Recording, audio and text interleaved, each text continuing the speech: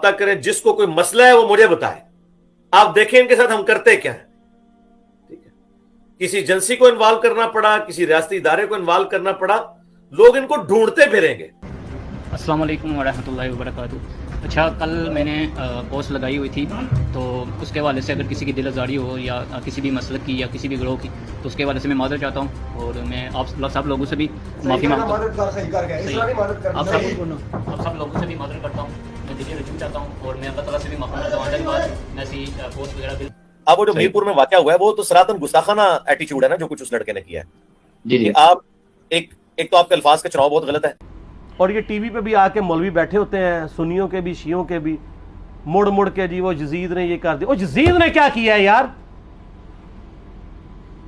وہ تو سسٹم کا نمائندہ بن کے آیا جو پیچھے سے خراب تھا. سیدنا علی کے قتل کے بعد اس امت پہ عذاب آیا ہے, اور عذاب کیا آیا ہے؟ ملوکیت کی شکل میں مسلط ہو گیا. وہ شخص ہے, یعنی یہ سنت کو بدلنے والا اور یہ بدعت جاری کرنے والا وہ شخص ہے جس نے خلافت کے انتخاب کی سنت کو بدل کر اس کو وراثت بنا دیا. ہم پوچھتے ہیں بنو امیہ میں یہ کون سا شخص ہے؟ یہ حضرت امیر معاویہ رضی اللہ تعالیٰ عنہ ہے. یہ حضرت امیر معاویہ رضی اللہ تعالیٰ عنہ ہے. اس سے یہ تلخ حقیقت بھی کھل کے سامنے آئی کہ صلح حسن 41 ہجری سے لے کر مسلسل 60 سال تک 99 ہجری میں جب سیدنا عمر بن عبدالعزیز خلیفہ بنے, اس وقت یہ بدعت ختم ہوئی کہ ممبروں پر سب و شتم ہوتا تھا مولا علی پر رضی اللہ تعالیٰ عنہ علیہ السلام.